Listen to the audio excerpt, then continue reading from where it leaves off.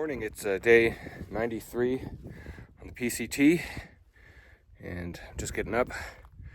Got all my stuff here, and I'm going to pack up in a little bit. I want to show you the sunrise. Got a good view from this site. Came in at dark, and didn't get the sunset, but the sunrise is happening now. Also, had a lot of spiders here last night. They were kind of crawling all around when I first was setting up. Well, after I set up, they started exploring, checking me out. Eventually they left me alone. No problems with the spiders, but they were definitely interested in the new visitor.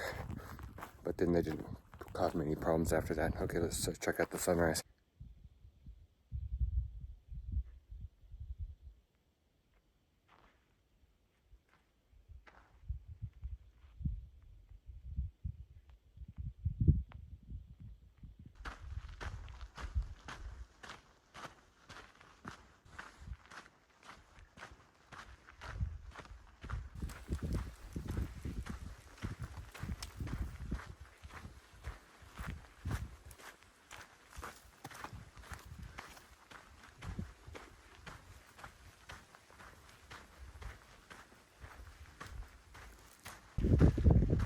Okay, I can see the cut of a highway through the mountains ahead.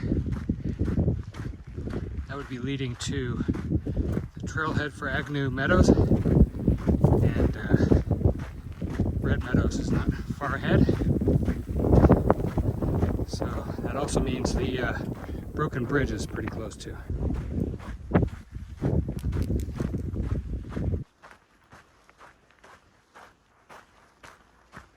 Okay, coming up on a trailhead. Looks like they have trash cans and a privy. I met two hikers heading to Thousand Island Lake. That's probably their van right there. Noble and Visionary Act, official notices, Agnew Meadows, High Trail. Road you drove on is closed Monday through Friday. Okay, well, I'm not taking the road. Okay, so these trees are being cut to thin the forest and return some of it to meadows. They said, I was reading the signs, that they pile up the trees, like over there, let them dry for 2 years, and then do controlled burns in the winter as part of management, because the last 100 years or so, the fire suppression of natural occurring wildfires has created some problems that we're seeing with wildfires today. So the management policy has changed. They're letting wildfires burn in uninhabited sections, obviously defending civilization, various structures when they can.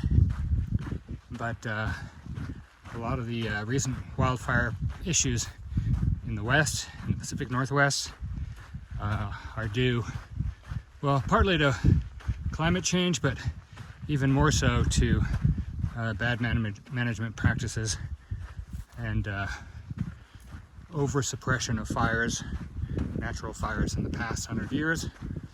So they're trying to, so see this meadow here. They're saying a lot of the meadows in the Sierras, in the Sierra Mountains, like Red's Meadow and Tuolumne Meadow and so forth. This is Agnew Meadow.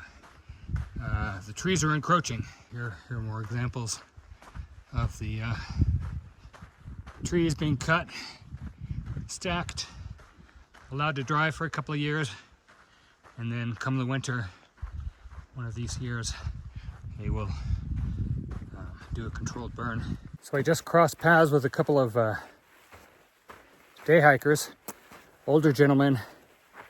They tried to convince me I was going the wrong way. I said I was heading towards Mexico and PCT South, but they're like, no, you're going north. You're going in the wrong direction. And of course I am going north. But the PCT doesn't go straight south. it winds around mountains and so forth. At the moment, it's winding around a meadow, and at about 0.2 miles, it takes a hairpin turn south. So I am on the PCT south, but headed north. They couldn't quite wrap their heads around that, but that's fine. They knew they were going north, or actually they were headed south back to their car, and I was headed north on the PCT south. Okay, so I'm re-entering Ansel Adams Wilderness. There's a sign. I guess I left Ansel Adams Wilderness, now I'm re-entering. I was at a trailhead less than a mile ago. So, but as I was saying, I'm heading north on the PCT South. Happens pretty frequently. That's why you gotta check the map, check the signs, and sometimes if you're only checking the sun, see if you're going north or south, that'll lead you astray because the trail winds in every which direction depending on the terrain. Okay, here's the damaged bridge in the river, which looks pretty easy to cross. I will be getting my feet wet, of course. I think I'll just cross there, probably. That's the detour, I think, that leads to the road, which I can't take because there's construction on it. And I think the detour is a little longer anyway, but we'll just cross. My feet will dry out in an hour or two, I imagine. So I'll go ahead and take this down, go over that blowdown, over the lava rocks.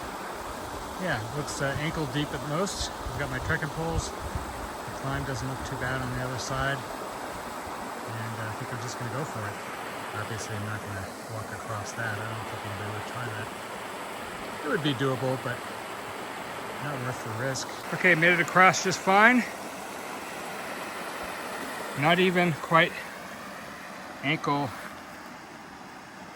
deep. You can see where my gaiters are wet and when they're dry. My gaiters are mostly dry. My shoes are wet over the tops of my feet. So really only a couple of inches. Not too bad. And this way to Red's Meadow. Entering Devils Postpile National Monument.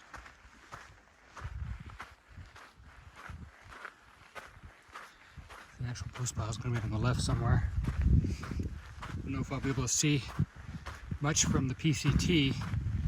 There is a side trail, rather short one, but I think I'll just stay on the PCT, see what I can see.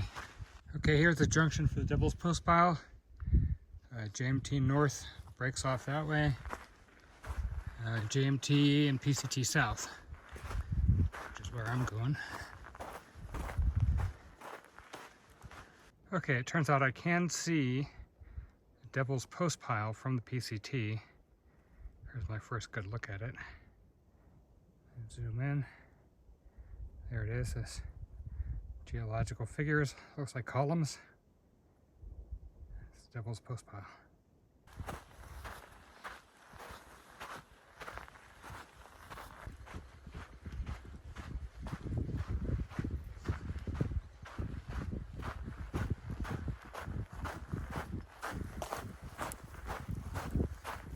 It's 7:45, and I'm setting up my cowboy camp.